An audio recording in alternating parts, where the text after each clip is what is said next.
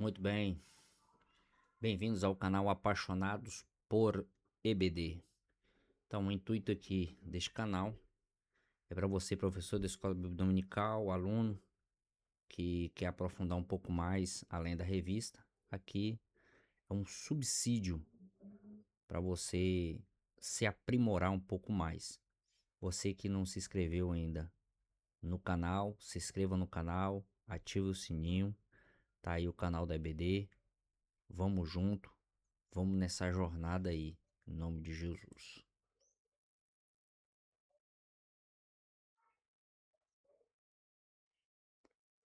Bom, aqui é a lição de número 6. Lição de número 6. A suficiência da graça na cidade de Corinto. Vou botar minha canetinha aqui. Já volto aqui com vocês.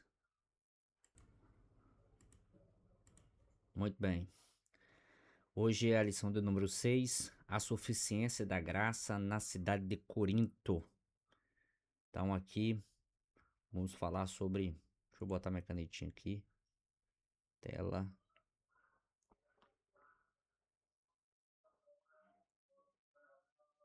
Tá aqui, ó. Caneta. Então hoje nós vamos falar da graça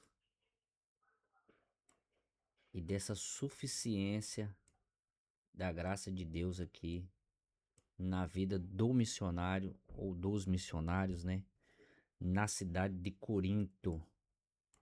Tá aqui, ó, cidade de Corinto. Então, essa graça suficiente. Então, aqui a proposta da revista é nos informar, nos instruir de que essa graça ou essa suficiência da graça não é, a gente vai ver mais na frente na revista, que não é a ausência de provas, de lutas, de adversidades, mas ela é a coluna, tá aqui, ó, a coluna, os que sustenta a vida do missionário nos momentos de adversidades. É o sustentáculo, é a base, é o firmamento para sustentar a vida de um missionário que está na missão, que está fazendo a obra do Senhor, um cristão na sua caminhada, mas não é aqui uma ausência de lutas, não é uma ausência de adversidades, tá? Só para frisar aí. Vamos lá, vamos para o nosso primeiro ponto aqui.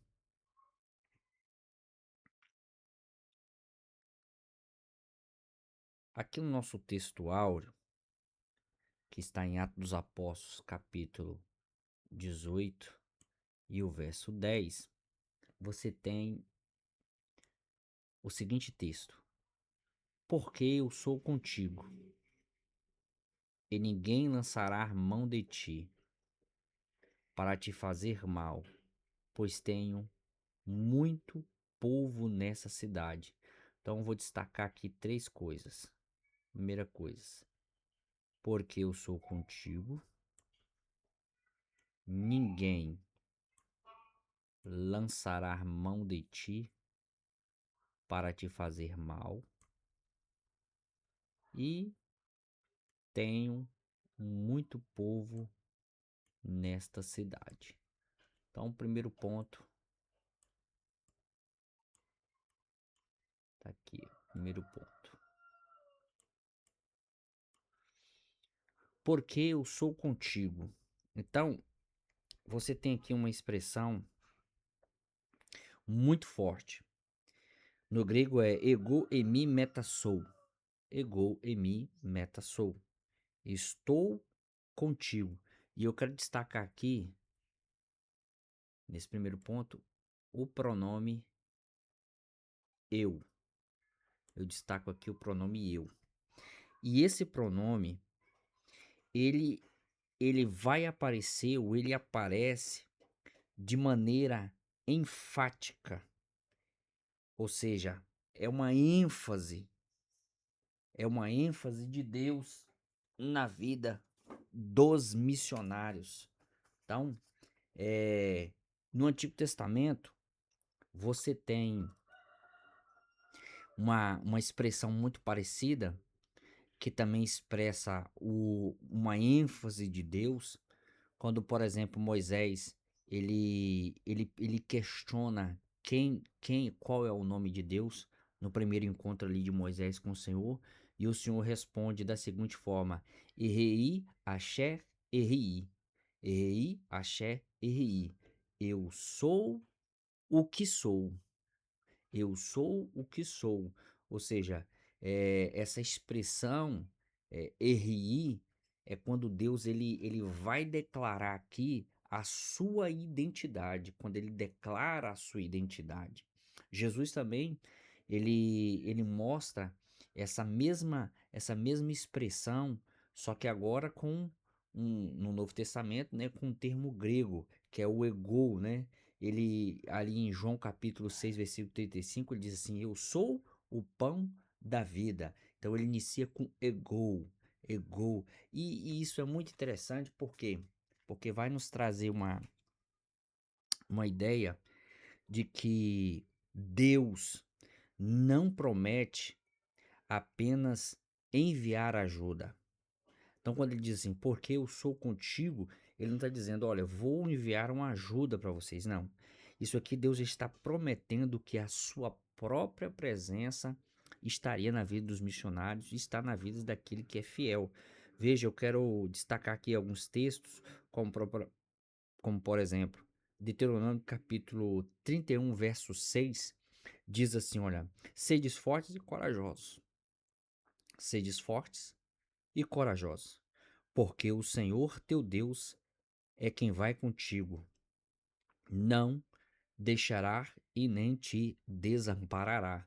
Quer dizer, Deus aqui ele está prometendo a sua presença. Isaías capítulo 41, verso 10 diz assim: olha, não temas, porque eu sou contigo, não te assombre, porque eu sou teu Deus. Então, todas essas expressões aqui mostrando que Deus ele está no propósito, Deus ele está na vida, na dificuldade. Ele não tira a ausência da luta, mas ele está lá e ele passa com o missionário ali diante da adversidade. Veja os exemplos aqui de José. José aqui ele foi vendido pelos irmãos, tornou-se escravo, foi preso injustamente, mas mesmo assim, a Bíblia ela vai repetir e ela vai dizer: o Senhor era com José. O Senhor era com José. Ou seja, Deus ele transformou a sua dor em propósito. Por quê? Se José não vai para o Egito, não salvaria a sua família e tampouco a nação israelita, porque estava vivendo um período de fome, de escassez. E quem vai estocar é o Egito, mediante a José. Então Deus, ele tem um propósito em todas as coisas. Deus, ele sabe como agir na hora certa, no momento certo e na hora adequada. Você vê aqui os três jovens dentro da fornalha, Sadraque, Mesaque e Abednego, eles são lançados dentro da fornalha, mas o fato é que já estava ali, já havia ali um quarto homem que Nabucodonosor vai visualizar. Só que esse quarto, com a aparência de homem, era o próprio Deus. Ou seja, Deus não abandonou em meio ao fogo. Deus não abandona. E escute, vou deixar uma palavra aqui para vocês. Nem sempre o silêncio de Deus significa que ele está ausente. Então, às vezes, Deus não está falando e você acha que ele está ausente. Não. Às vezes, o silêncio de Deus é pedagógico, ele está nos instruindo, ele está nos ensinando e ele está trabalhando nos momentos de silêncio. Então Deus, ele sabe como agir. E aí agora, o segundo ponto aqui que eu destaco, segundo ponto, é ninguém, ninguém fará mal. Tá aí, ó. Ninguém fará mal. Ninguém lançará a mão de ti para te fazer mal. Ou seja, Deus aqui, ele utiliza essa expressão e traz a ideia de que ninguém, no literal aqui, é ninguém colocará as mãos sobre você para impedir os propósitos de Deus. Quem pode impedir os propósitos de Deus? Ninguém pode impedir os propósitos de Deus. Ninguém pode obscurecer aquilo que Deus está está preparando. Ou seja, isso aqui não quer dizer que o apóstolo Paulo ele não sofreria algum dano. Não.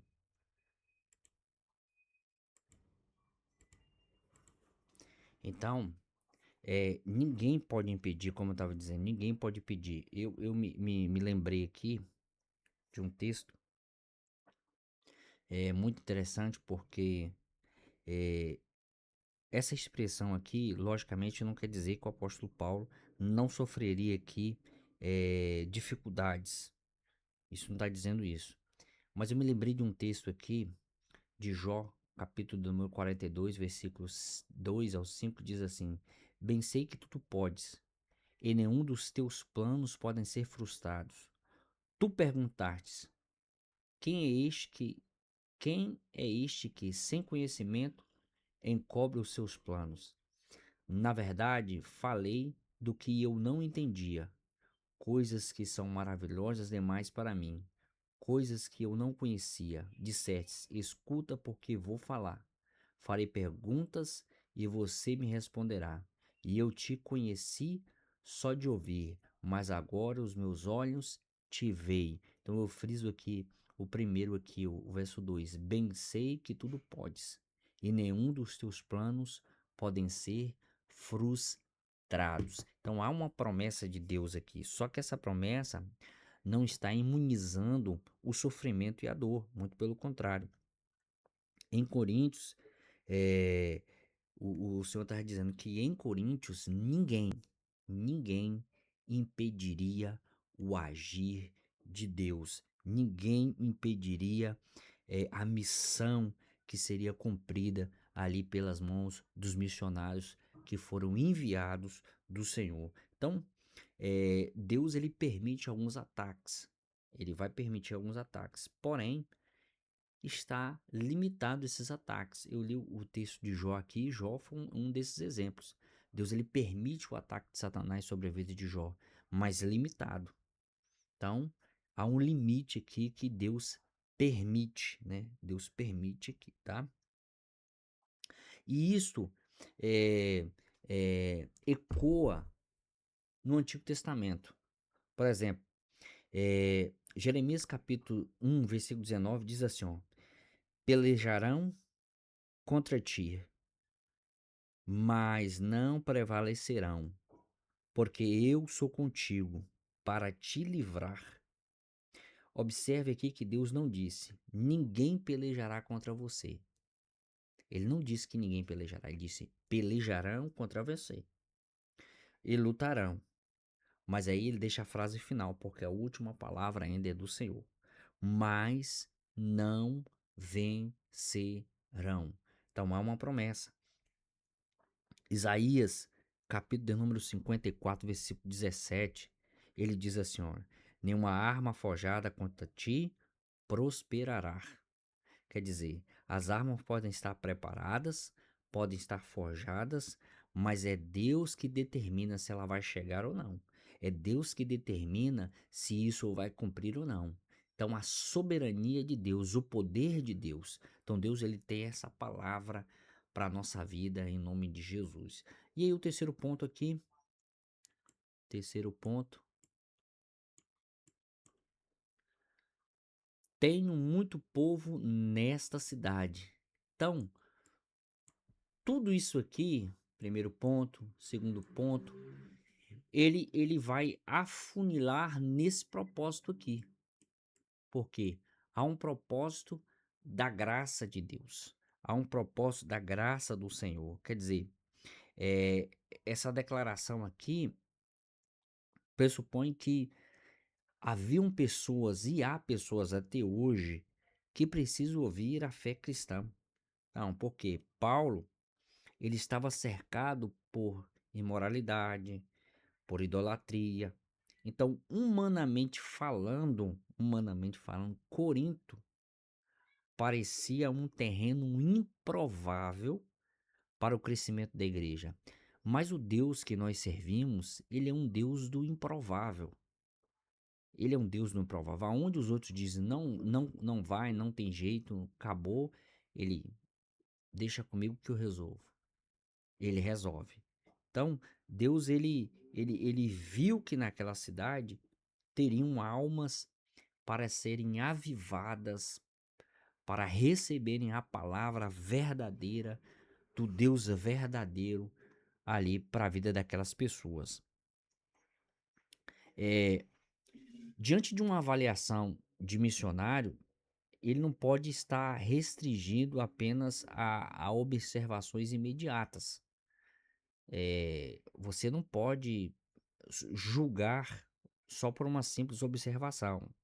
Tanto a cidade, como as pessoas, como a família, mesmo que tenha resistência, isso não exclui a possibilidade do evangelho ser ministrado, isso não exclui a possibilidade do evangelho entrar, porque a ação maior é do Espírito Santo. Então, qual é a missão aqui? A missão é pregar, é falar das boas novas, das boas novas. E aí, a gente parte para mais um ponto aqui, que é a verdade prática. Na verdade prática, você tem a seguinte frase, pensamento teológico: a graça de Deus é suficiente. A graça de Deus é suficiente para sustentar o crente em meio às adversidades. Então, o termo aqui suficiente, eu destaquei aqui o termo suficiente.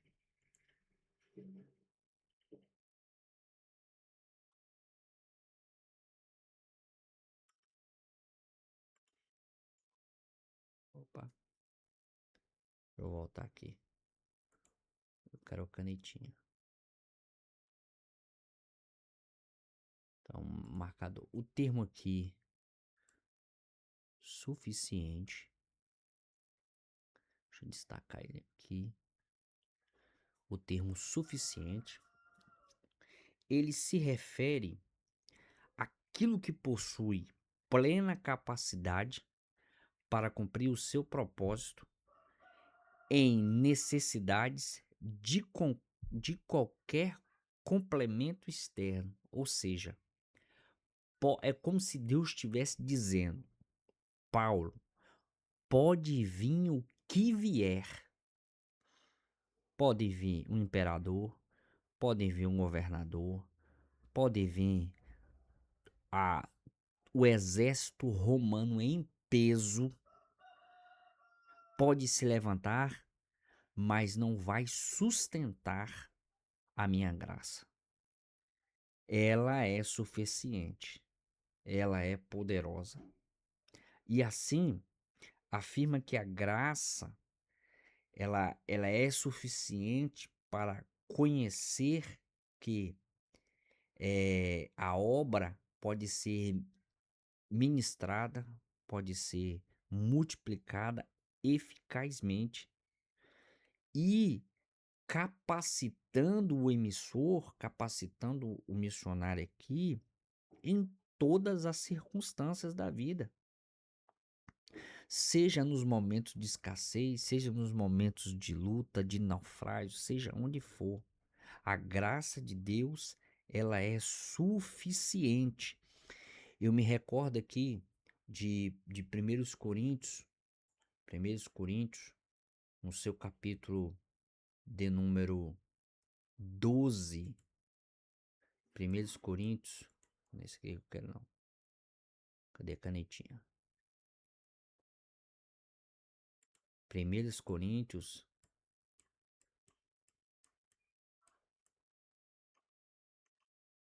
doze, 9, que diz que na expressão final o Senhor diz assim: olha, a minha graça te basta. Qual o contexto disso aqui rapidinho? Paulo ele ora 3 vezes para que Deus removesse o espinho de sua carne. Mas a resposta do Senhor não foi eliminar a dificuldade. Não, o Senhor não eliminou a dificuldade. E sim conceder uma graça para enfrentar esse espinho.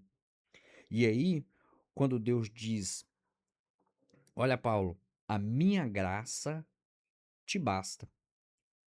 Ele está afirmando que a sua graça é suficiente para sustentá-lo, para fortalecer, para capacitar, mesmo quando a circunstância, o cenário, a geografia pode mudar. A graça de Deus, ela não é só apenas um favor imerecido para a salvação. Ela é também um poder que nos mantém firmes na adversidade, ou seja, é o pilar, é a base, né, que sustenta um, uma casa, né? Vou fazer uma casa bem bonitinha aqui, ó.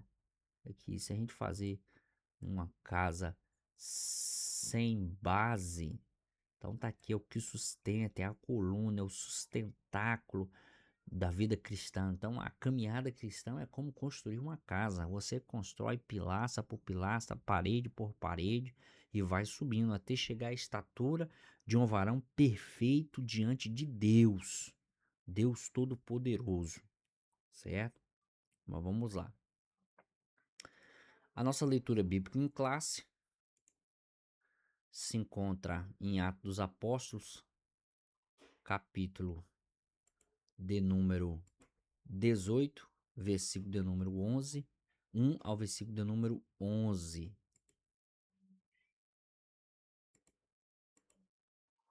Vamos lá na nossa leitura.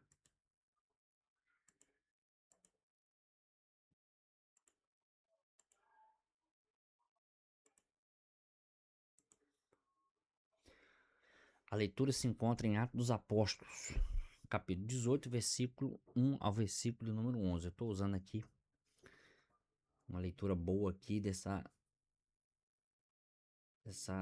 Bíblia. Ó, vamos lá, diz assim, ó: depois dessas coisas, retirando-se de Atenas, foi para Corinto. E, encontrando certo judeu de nome Áquila, Pôntico quanto à origem, então a sua origem tá aqui, Pôntico, recentemente chegado da Itália, e Priscila, sua mulher, por ter Cláudio decretado que todos os judeus se retirassem de Roma, aproximou-se deles.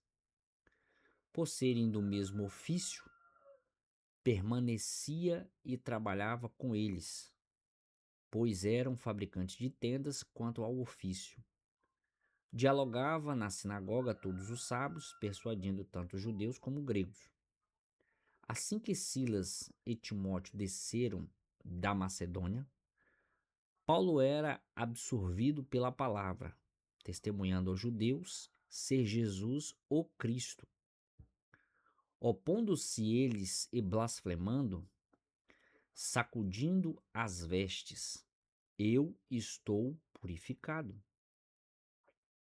Tendo partido dali, entrou na casa de alguém de nome Tício Justo, adorador de Deus, cuja casa era contígua à sinagoga.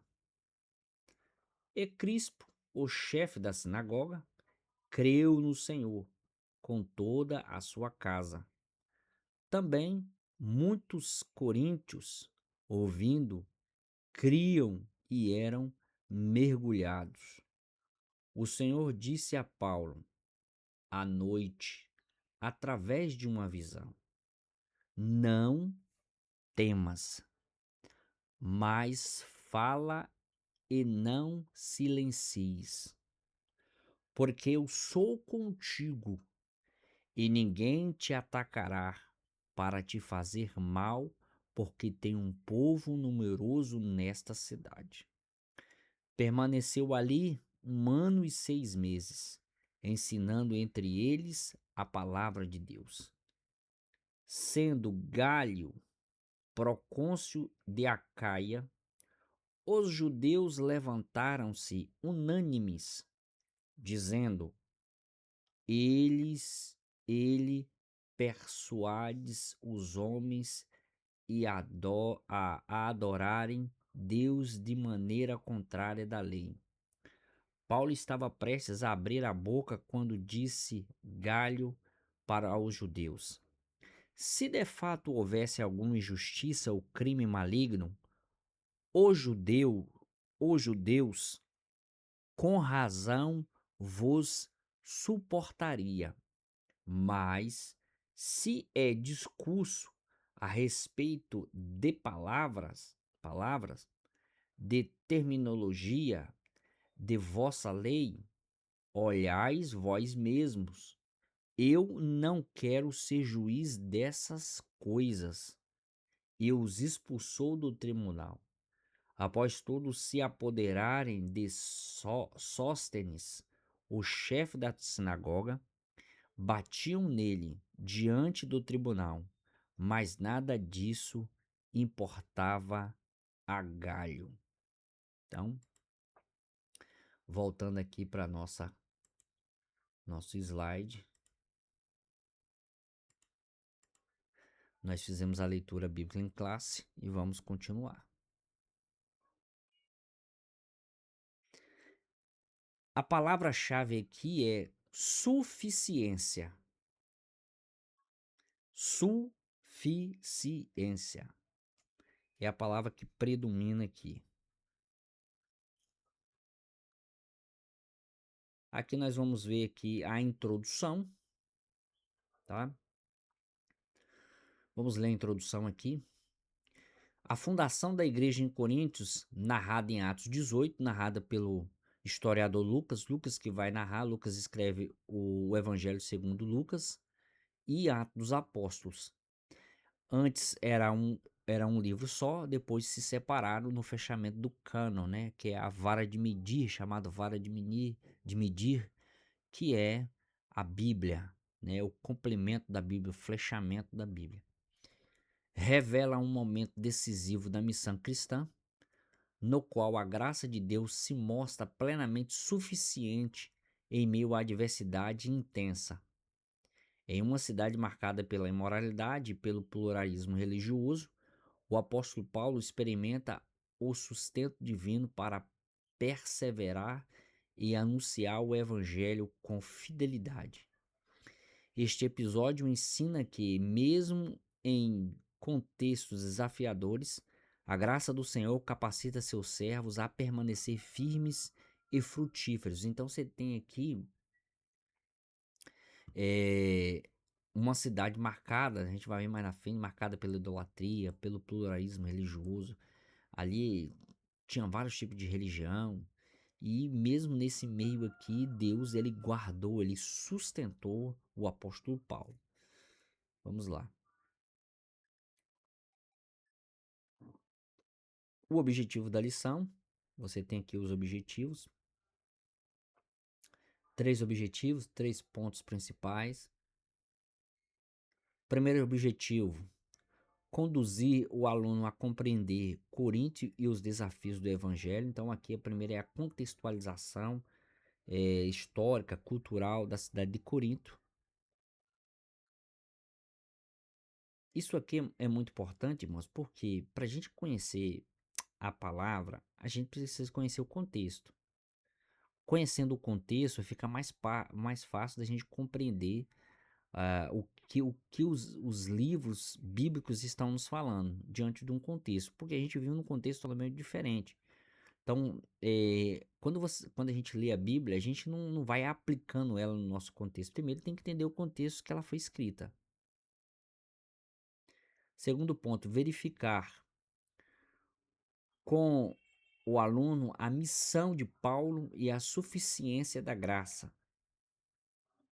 Terceiro ponto, conscientizar sobre a graça de Deus diante dos desafios da vida cristã, tá? Então, primeiro ponto. Paulo chega a Corinto. Atos capítulo de número 18, verso 1 ao verso de número 6. Então tá aqui, ó, a cidade de Corinto. Vou ver se tem mais um ponto aqui. Riqueza material.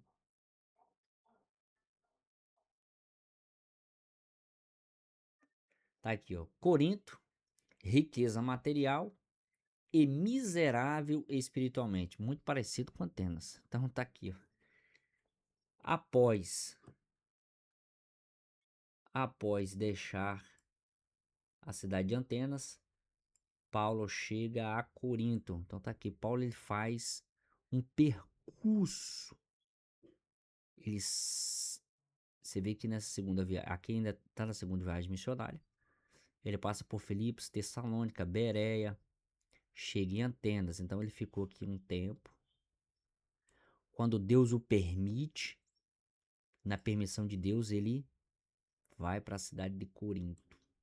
Então nessa cidade aqui, que Corinto estava localizado numa posição estratégica, então era uma cidade estrategicamente localizada entre duas regiões marítimas ali. Então você tinha duas regiões marítimas. Os seus portos facilitavam o comércio entre o Oriente e o Ocidente. Então você tem aqui essa questão comercial. E por isso essa cidade ela vai reunir aqui, ele vai reunir aqui uma gama de estrangeiros. Não, aqui é estratégico. Deixa eu limpar aqui que eu expressei errado. Cadê a borracha aqui? Ele vai utilizar, na cidade vai ter uma gama de estrangeiros, certo? E a cidade se torna um centro econômico do mundo romano e ao mesmo tempo ela é cosmopolita. Cosmopolita. Então, diversos etnias chegavam em Atenas, ou em Corinto. Diversas etnias chegavam em Corinto. Então, ela é uma cidade muito importante e ela reunia aqui comerciantes, marinheiros, soldados, escravos, atletas, filósofos, pessoas de diferentes religiões. Então, ela era um centro ali de um aglomerado de todas as coisas.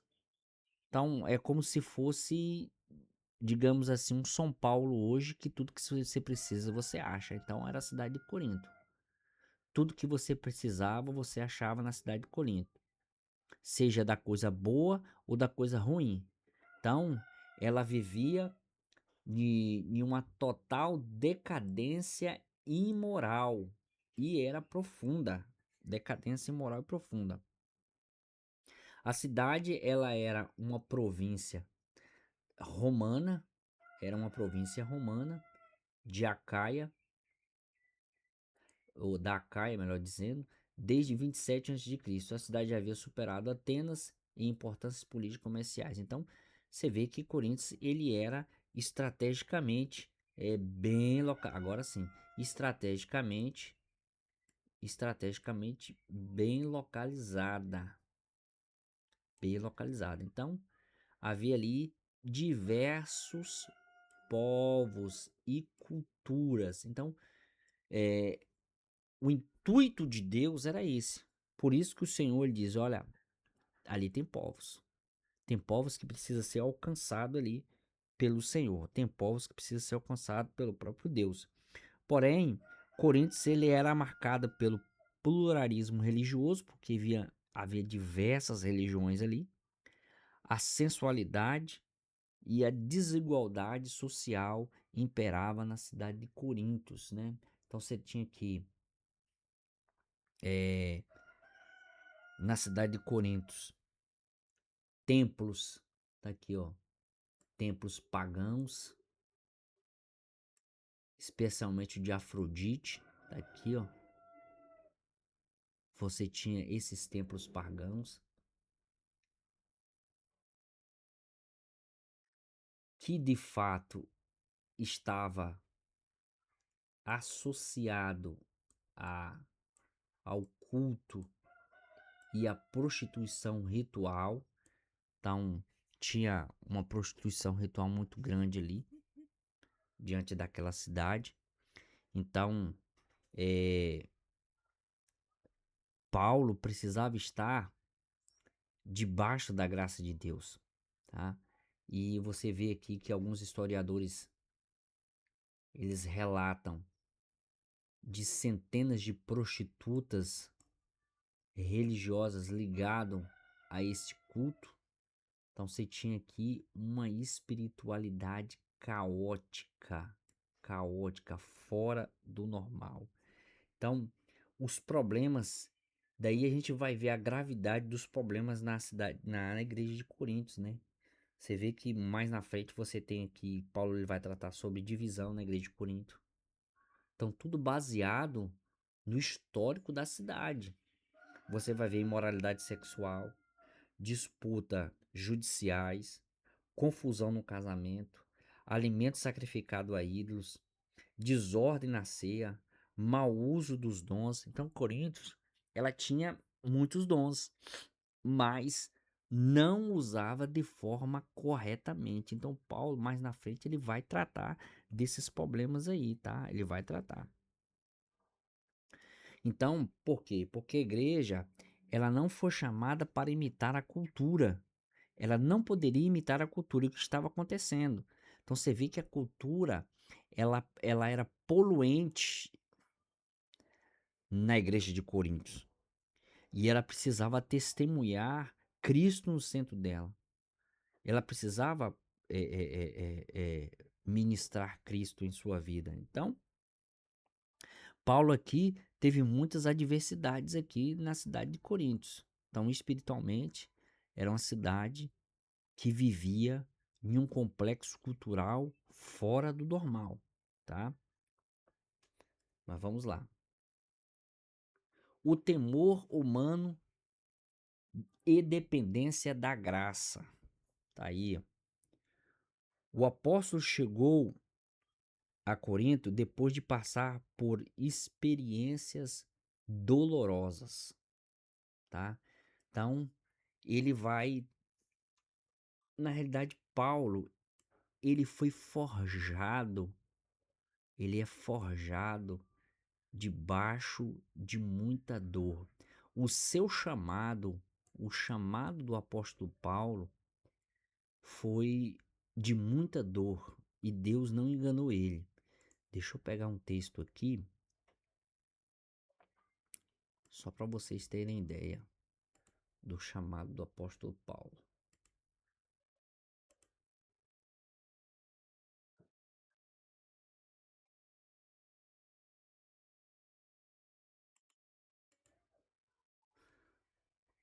Olha só, Atos dos Apóstolos, capítulo 9, verso 1. Deixa eu ver o verso 1 aqui. O que que nos fala? Atos dos Apóstolos, capítulo 9, versículo 1.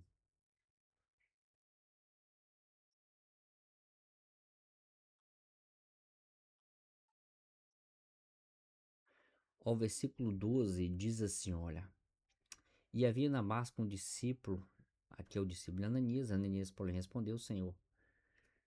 O versículo 15, o Senhor disse para ele, versículo 15, esse aqui é o chamado de Paulo. Vai, porque este é para mim um vaso escolhido para carregar o meu nome diante das nações. E Paulo estava fora de Israel, diante das nações, dos reis e dos filhos de Israel. Pois eu lhe mostrarei o quanto é necessário ele padecer pelo meu nome. Então o chamado dele foi para padecer no nome do Senhor. Então, o apóstolo Paulo, ele viveu algumas anuâncias, alguns momentos difíceis na sua caminhada. Ele viveu momentos difíceis na sua caminhada. E ele vai trazer na sua caminhada marcas que se transformaram em marcos.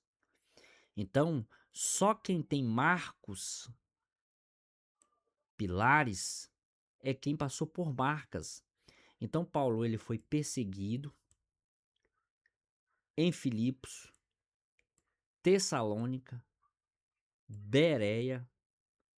Então, tudo isso ele passou.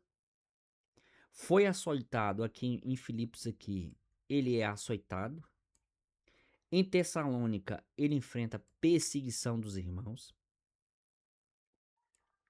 Em Bereia, ele é expulso. E isso trouxe um resultado muito grande na vida do apóstolo Paulo. Por quê? Porque ele não desiste. O Espírito Santo estava com ele em todos esses momentos aí de sua vida.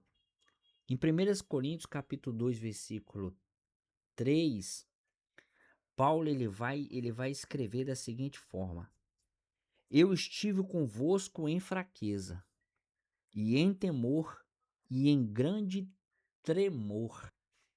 Veja aqui que Paulo não se apresenta como um herói, porque ele sabe das suas fraquezas, das suas limitações. Mas ele está aqui emocionalmente sensível. Ele está emocionalmente aqui mostrando a sua fragilidade. Ele reconhece o, o que ele necessita, o que ele precisa de Deus. Contudo, o seu medo não se transforma aqui, em hipótese alguma, no abandono da missão. Você não vê em nenhum momento ele retroceder.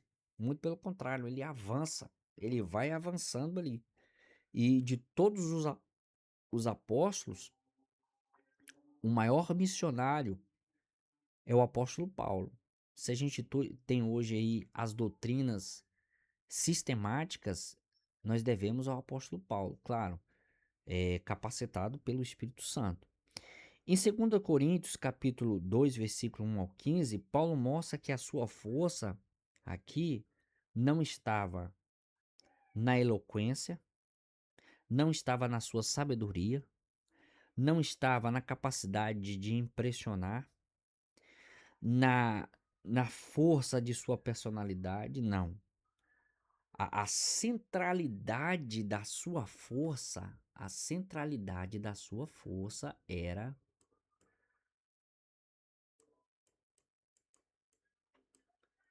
Cristo. Cristo era a centralidade. E esse Cristo crucificado e ressurreto. Então, daqui dá para a gente entender que sentir medo não necessariamente é a ausência de você faltar com a fé, de você deixar a fé. Às vezes a gente sente medo, depende da missão que nos fora confiado, tá? Depende da maneira que nos fora confiado aí, a gente vai sentir aí o medo, mas isso não é falta de fé. A questão aqui é o que fizemos ou o que nós vamos fazer com esse medo, né? Se a gente vai transformar isso numa válvula propulsora para chegar ou num empecilho para não avançar. Paulo ele usa o seu medo, ele usa o seu temor aí, mediante as dificuldades que ele passou como uma válvula propulsora para ele avançar, tá? Então, por quê? Porque Deus é que nos dá essa coragem. É Deus é que nos dá a capacitação, a força, a ousadia de avançar aí na palavra do Senhor, obedecendo, mesmo diante de fragilidades, mesmo diante de dificuldades ou de fraqueza aí, tá? E fraqueza, quando eu digo aqui, não é fraqueza para o pecado, é uma fraqueza essa missão aí, ela é muito marcante, talvez eu tenha medo, como Josué, quando pega a missão ali de, de levar o povo à, à cidade escolhida, levar o povo à terra prometida, o Senhor, ele vai levantar como voz profética sobre o ouvido de Josué e diz: não temas, eu serei contigo. Então, é nessa mesma proporção aqui, tá? Que o apóstolo Paulo aqui vai, vai, vai propor aqui esse conhecimento, ou ele vai falar sobre a fraqueza e o temor diante das adversidades, tá? Porque na obra missionária, você não sabe o que você vai enfrentar, quais são as dificuldades, quais são as adversidades. Então tem muito cristão, tem muito missionário que está morrendo pelo amor de Cristo. Então hoje você vê aqui no Brasil alguns missionários, alguns que não são missionários, só fica pulando de igreja em igreja. Isso não é missionário. Missionário é quando você vai para uma cidade, num contexto diferente, um país num contexto diferente, onde você ali não tem a palavra, e você vai plantar a palavra, você vai levantar a palavra, e isso de fato é um missionário diante da casa do Senhor. Mas vamos lá. Aqui continua ainda. É,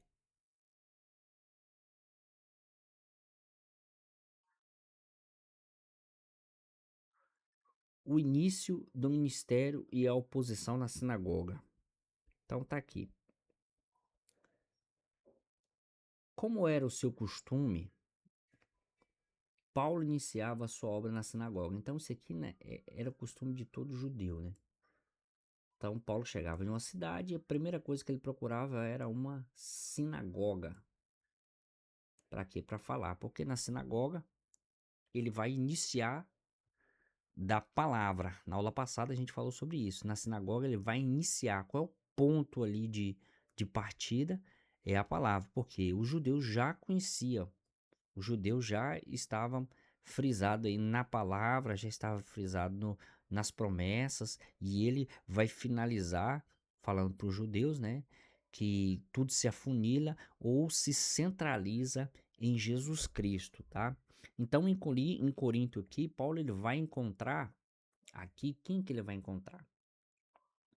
Priscila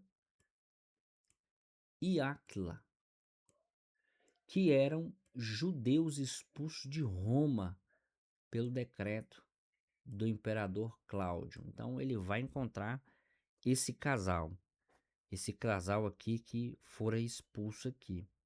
Então, como Paulo e Priscila e Áquila exerciam a mesma profissão, todos eles eram fabricantes de tenda. Então, Paulo aqui, ele trabalhou com eles e ao mesmo tempo ele vai anunciar o evangelho, anunciar a missão do Senhor, tá? Deixa eu ver se para frente tem alguma coisa aqui. Tem. Então ele vai anunciar aqui a palavra do Senhor junto com esses irmãos aí, tá? Então, Paulo mostra que trabalhar profissionalmente também é uma vocação espiritual. E isso aqui não traz aqui um conflito para pregar o evangelho, não. Então, cada um tem a sua profissão. Você tem a sua profissão, mas você também pode pregar o evangelho desde que há ali um consenso, né? Outro dia eu estava ouvindo uma pesquisa dizendo, será que pode pregar o evangelho no trabalho? Não pode? É permitido? Não é permitido? Enfim, Paulo ali, ele trabalhava com Áquila e Priscila, e os três ali fabricavam tendas, e Paulo ele aproveita essa situação para pregar o evangelho para eles. Então Paulo ele prega a tempo e fora de tempo, tá? Paulo prega a tempo e fora de tempo. E aqui tem outra coisa interessante aqui que o apóstolo Paulo ele vai nos mostrar, que como eles eram fabricantes de tenda, e eu disse para vocês que o trabalho e Você tem um trabalho, mas você também tem um chamado ministerial. Você tem uma vocação ministerial. Então, isso, os dois não são inimigos. Muito pelo contrário. Isso aqui casa, né? Se um dia, como tem pastores ou pregadores, eles vivem somente da obra, mas tem aqueles que trabalham e também tem a sua chamada ministerial. Mas aqui é algo muito interessante porque no trabalho do apóstolo Paulo, ele sustentava a missão porque ele custeava as suas viagens pelo seu trabalho. Haja vista em algumas circunstâncias, raramente que ele vai pedir dinheiro aos irmãos, mas é para ajuda, não para ele, tá? Então, isso aqui vai blindar o evangelho de algumas acusações de interesse financeiro. Por quê? Muita gente acha que os pastores, os líderes roubam uns dos outros. É claro que tem alguns aí que só Jesus dá causa, mas isso não é uma regra geral, tá? Não é uma regra de todos, tá? E desse modo, o espaço do trabalho também se entrega à prática missionária do apóstolo Paulo, né? Tá aí, ó. E aí, é muito interessante aqui que.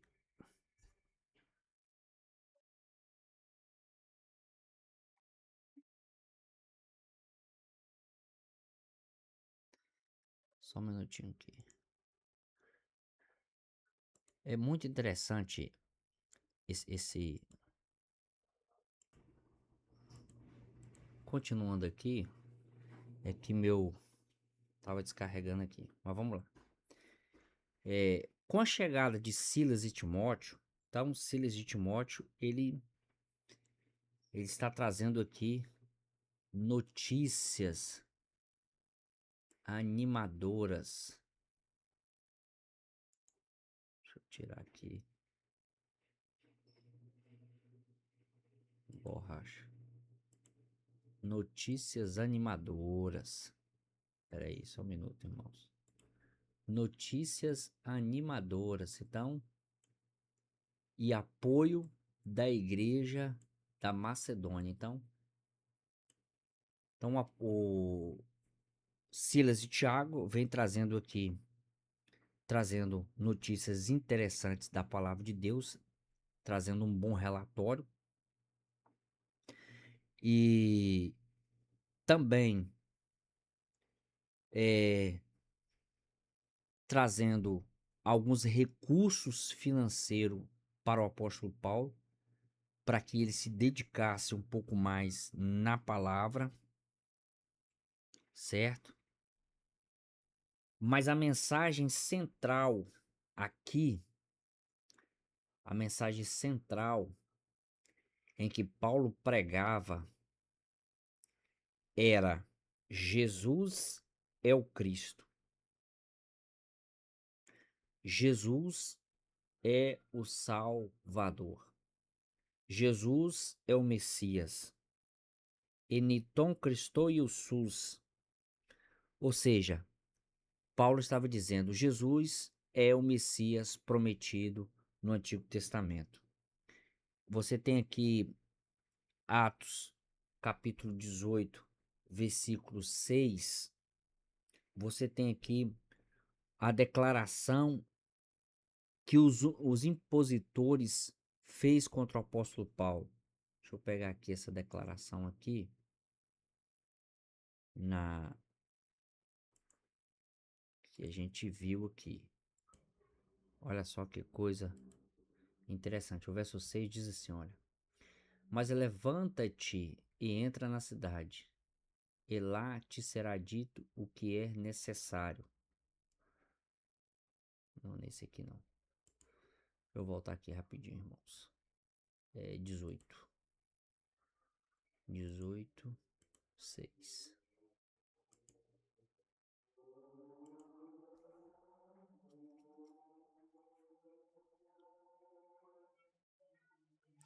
Olha só.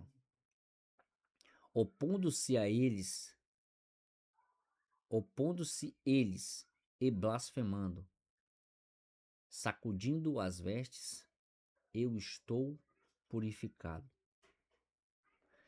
Então o que aconteceu aqui? Paulo declara que os seus opositores, verso 6, Paulo aqui ele sacode as suas vestes como um gesto profético, demonstrando que havia cumprido a sua responsabilidade de anunciar a verdade. É como se ele dissesse: só lavo as minhas mãos. Se vocês não quiserem acreditar, eu não posso fazer mais nada. Então, o sangue seja sobre a vossa cabeça. Então tá aqui. Não é uma expressão aqui de ódio do apóstolo Paulo, mas é uma confirmação da sua responsabilidade como pregador do evangelho. Eu estou falando, mas se vocês quiserem ouvir, bem. Se não, só que muitos ali o rejeitaram e decidiram não acreditar na sua palavra.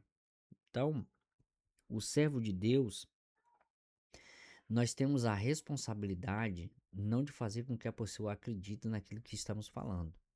Nós não temos essa responsabilidade. A nossa responsabilidade, acima de tudo, é falar da palavra.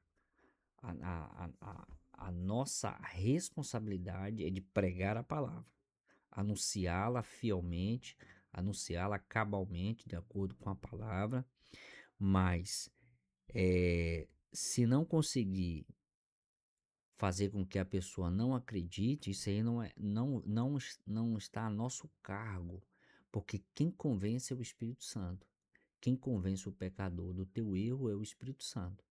Só o Espírito Santo ele pode mudar o coração petrificado, um coração duro, tá? Um coração duro. Então, uma responsabilidade do mensageiro é ministrar, é falar eficazmente a salvação, a palavra de salvação, mas o fruto pertence a Deus. É ele que é só o Senhor, é só dele, tá? Então tá aqui nós na sinopse aqui, Paulo anuncia o evangelho em Corinto, enfrentando oposição e dependendo da graça. Então, houve aqui uma oposição ao evangelho. Paulo estava agraciado pelo poder do Espírito Santo sobre a sua vida e a capacitação e o guardado de Deus sobre a sua vida. Quando ele entra na sinagoga com os judeus ortodoxos, ele diz: Jesus Cristo é o Messias esperado. E ali ele sofre retaliação, tá? Segundo ponto, a continuidade da missão e o encorajamento divino. Então aqui Paulo ele vai mais uma vez ser encorajado aqui pelo Senhor. A casa de justo e o avanço do evangelho. Então, olha só, ninguém pode parar os planos de Deus. A gente falou isso aqui. Tá aqui, ó. Expulsaram da sinagoga, mas Paulo não abandona a cidade. Então ele vai encontrar quem? Tito, o justo. Tito, o justo. Alguém que temia, o significado do seu nome é alguém que temia a Deus e o adorava, tá? E o adorava. Então a casa dele, ó, oferecia sua casa localizada ao lado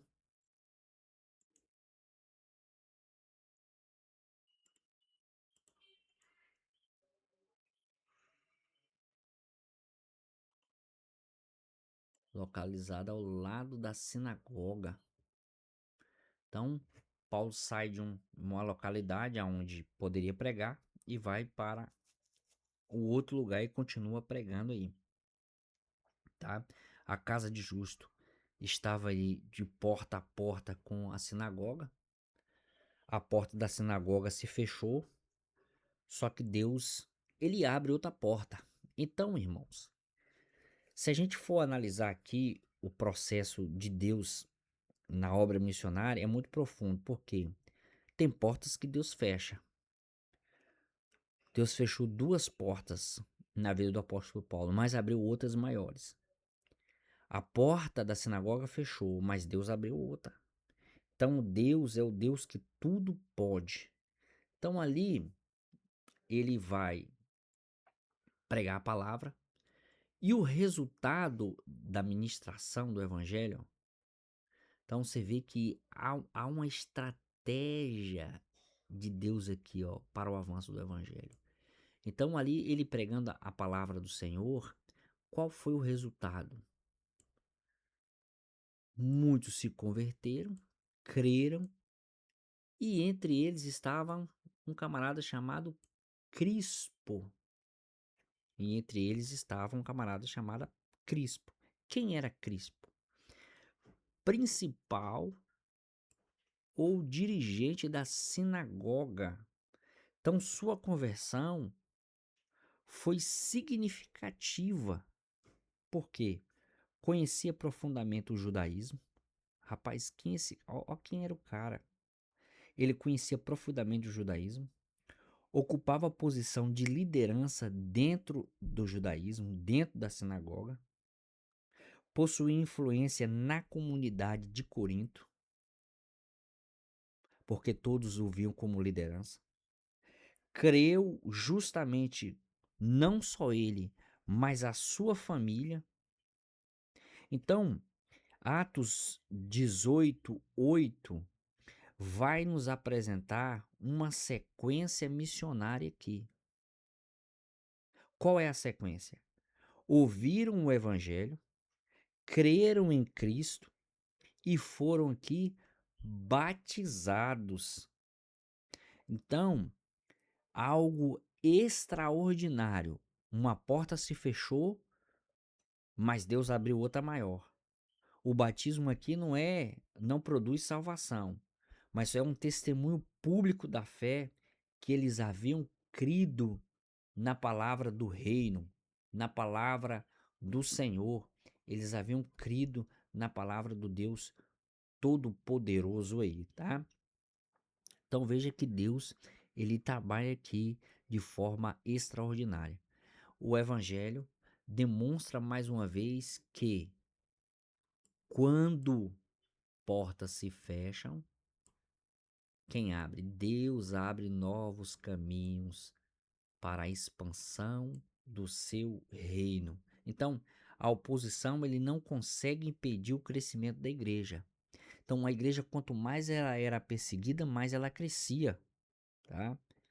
Até o principal da sinagoga aqui, ó, ele foi alcançado pelo evangelho. Então, você tem aqui uma oposição institucional, mas não implica necessariamente o término da missão.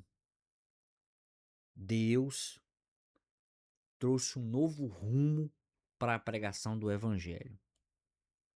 Segundo ponto, o medo do apóstolo e a palavra que fortalece. Aleluia. Isso aqui é forte, irmãos. Forte demais. Apesar dos frutos visíveis, então Paulo ele tinha aqui frutos visíveis.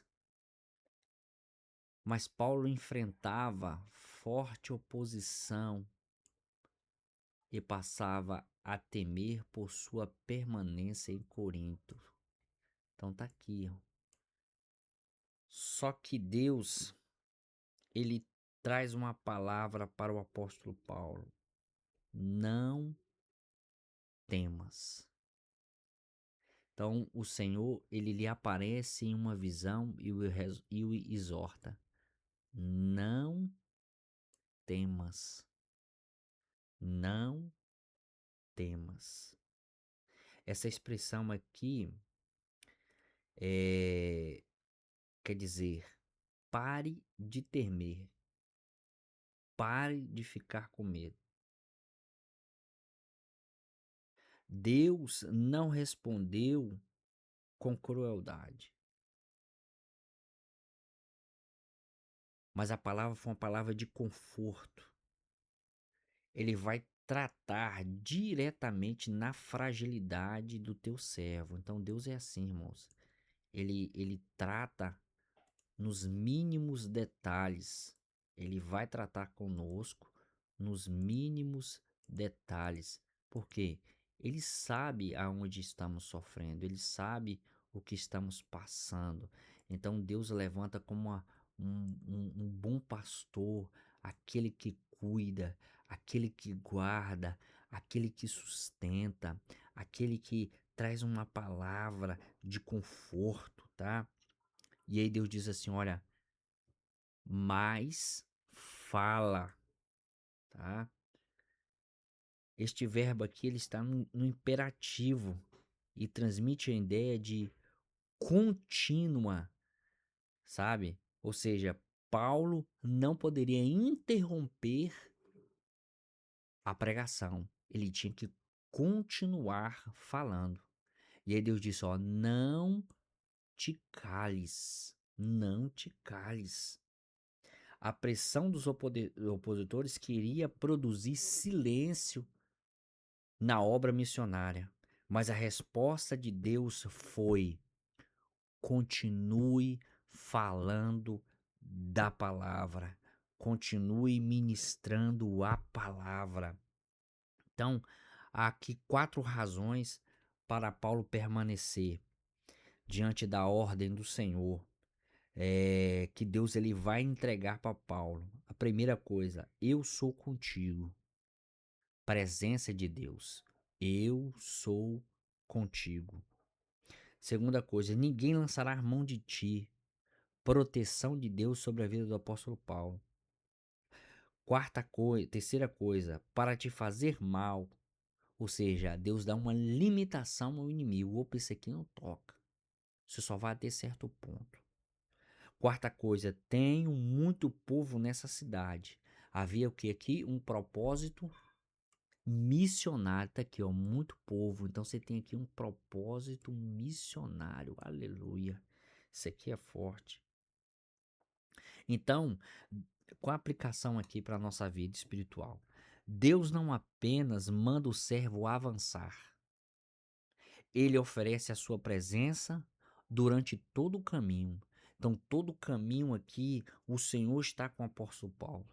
Enquanto a oposição procurava silenciar o testemunho do apóstolo Paulo, a palavra divina vem reafirmando a continuidade e a proclamação do evangelho. Continue, avance, vai. Aleluia. Não pode parar. A obra de Deus não pode ser interrompida. Terceiro ponto, a graça suficiente, perseverança e transição. Tá aqui. Paulo permaneceu em Corinto durante 1 ano e 6 meses. 1 ano e 6 meses, tá aqui, ó. 1 ano e 6 meses. Paulo esteve aqui naquela cidade. Fazendo o quê? Ensinando a palavra de Deus e consolidando a igreja. Então, Paulo, ele procurou pregar a palavra, tá? Então, Paulo, ele prega a palavra, conduzindo as pessoas a Cristo. Ele ensina as pessoas, ele cria discípulos, ele vai discipular pessoas ali.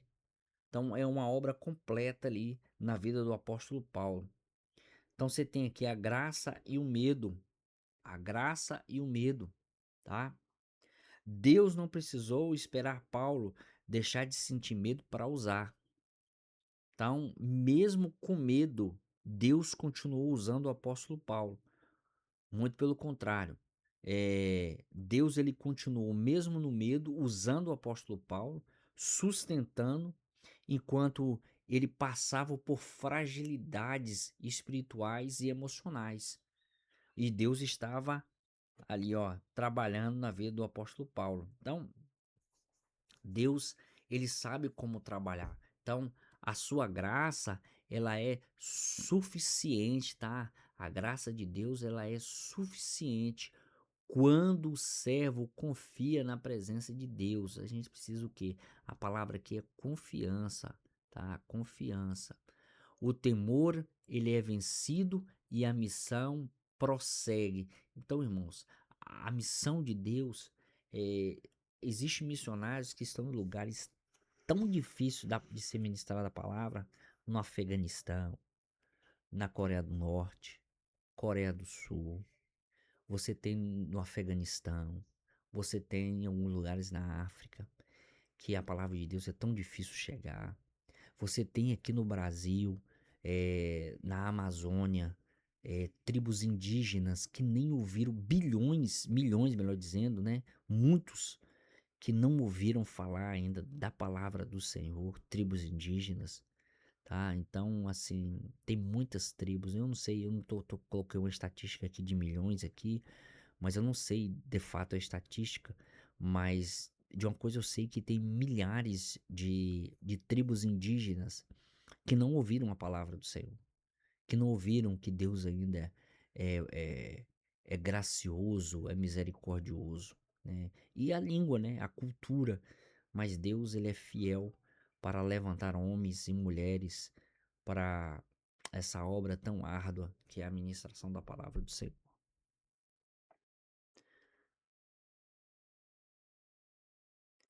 Então, dentro dessa sinopse, nós temos aqui o Deus que encoraja Paulo, fortalece a missão e sustenta a igreja em Corinto, tá?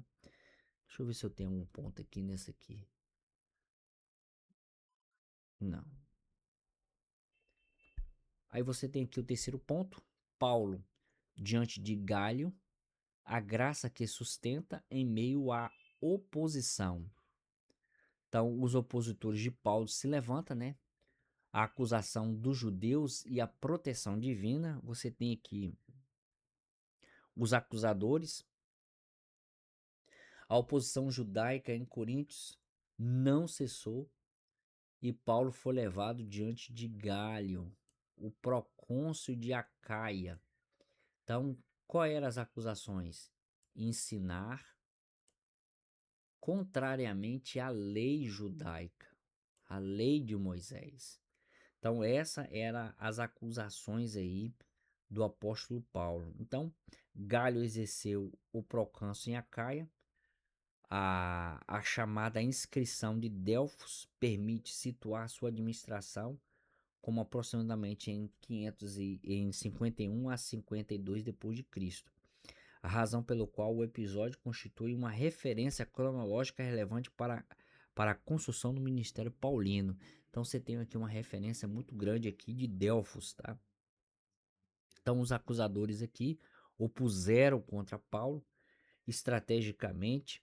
Eles utilizam aqui a lei de Moisés, e essa lei ela poderia se referir a dois pontos aqui. Primeiro, a lei de Moisés ou a legislação romana. Então, eles começaram a acusar e queriam apresentar o cristianismo como uma religião ilegal e perigosa para Roma. Então, é como se ele estivesse dizendo: olha, ele está pregando o cristianismo, e esse cristianismo ele é perigoso tanto para o judaísmo quanto principalmente para Roma. Então eles vão usar aqui essa estratégia aqui do para tentar acusar e denunciar aqui o apóstolo Paulo. Mas antes mesmo que Paulo se defendesse, quem se levanta? O imperador, o procônsul, melhor dizendo. O procônsul se levanta, ele rejeita a denúncia. Por que ele vai rejeitar a denúncia? Olha por que ele vai rejeitar a denúncia aqui, ó. Declarando não ser de sua competência julgar disputas religiosas internas. Então, diante desse argumento, ele vai rejeitar, tá? Então tá aqui, ó. Antes que Paulo começasse a sua defesa, Galho ele rejeita. Então ele entende o quê? Que tratava de uma disputa religiosa envolvendo palavras, nomes e lei judaica. E isso não não é nenhum crime a pregar e falar do cristianismo. Então, sobre essa perspectiva, Paulo recebe aqui essa declaração de Galho. Então, e aí você continua aqui. Ao expulsar os acusadores do tribunal, o governador confirmou, sem o saber, a promessa do Senhor de que ninguém faria mal ao apóstolo Paulo. Então tá aqui. A promessa, Deus havia feito uma promessa ao apóstolo Paulo. Olha, ninguém fará mal a você. E começa a se cumprir aqui com o primeiro embate. Então, Galho não estava tentando favorecer aqui o evangelho, mas a sua declaração, ele vai proteger aqui indiretamente a missão cristã. Então, Deus aqui, esse camarada aqui, eu posso dizer que ele foi usado aqui pelo Senhor aqui, o Senhor usa quem ele quer, e ele vai usar aqui para cumprir a promessa. Ou seja, Deus ele vai cumprir a promessa de guardar, de defender o apóstolo Paulo. Na narração de Lucas, a providência divina antecede a defesa do apóstolo Paulo. Então, Paulo nem precisou se manifestar. O próprio Deus o defendeu e o próprio Deus o guardou aqui, tá? Então, Deus pode usar aqui para nos guardar autoridades, decisões, circunstâncias que não são religiosas. Para quê? Para preservar, acima de tudo, a sua obra, a obra do Senhor. Vamos lá. O espancamento de Sóstenes e o alcance da graça. Após a decisão aqui de Galho, então Galho ele tomou uma decisão.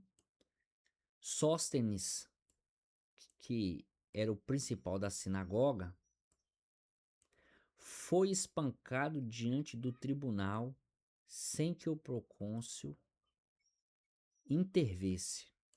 Então tá aí. Ele era um dirigente, foi agarrado e espancado diante do tribunal. Então ele era um principal aqui da sinagoga. O texto não explica claramente quem o espancou e nem a razão exata. Pode ter sido aqui uma multidão gentílica, pode ter pessoas irritadas com o fracasso das acusações, ou membros da própria comunidade que o responsabilizavam pelo resultado aqui do tribunal de Galho. Então, Lucas aqui ele não traz um registro aqui. Em 1 Coríntios, capítulo 1, versículo 11, versículo 1, Paulo menciona o irmão Sóstenes. É possível que seja o mesmo homem de Atos 18, mas o texto bíblico também não nos dá uma certeza absoluta que se era um ou se era o outro. Tá aqui, ó. Embora o texto não detalhe a motivação, então você não tem aqui uma motivação do episódio.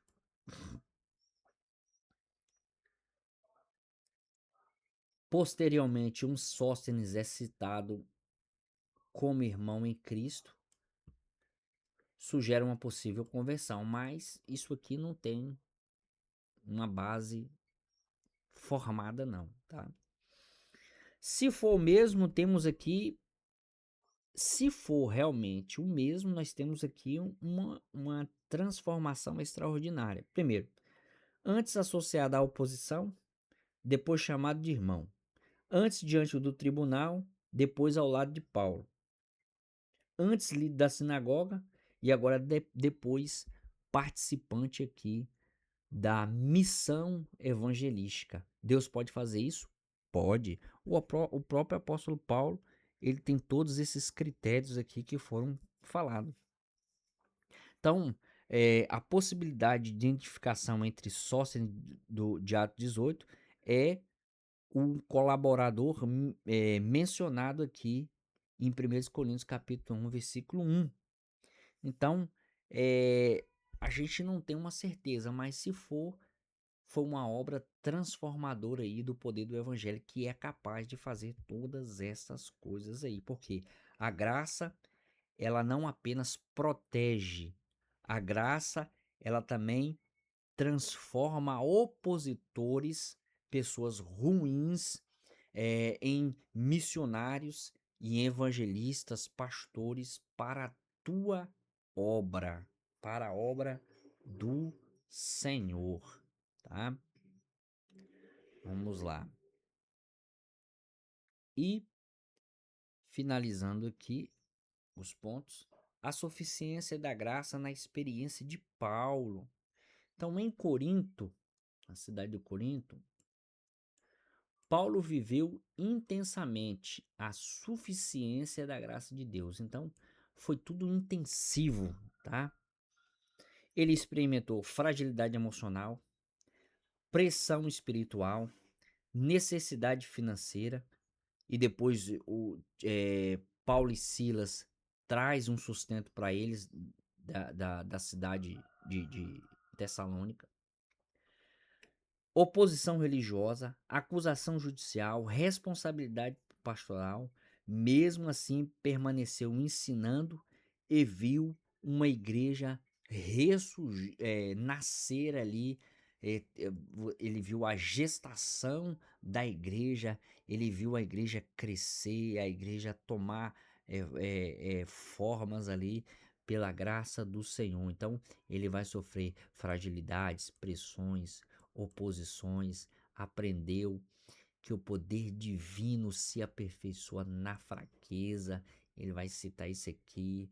Em uma cidade marcada pela decadência, tornou-se um campo fértil para a manifestação da graça de Deus. Aí, ó. Então, mesmo assim, ele continua firme, porque minha graça é suficiente para você. Minha graça te cuida, minha graça protege, tá? Paulo foi sustentado aqui, ó, pelo Senhor. Paulo permaneceu ali 18 meses e uma igreja foi estabelecida para a glória do Senhor. Então, a graça foi suficiente para Paulo quando trabalhou como fabricante de tenda, quando foi rejeitado na sinagoga, quando sentiu medo, quando precisou mudar sua estratégia, quando foi levado ao tribunal, quando permaneceu 18 meses ensinando, ou seja, Deus foi suficiente na vida do apóstolo Paulo.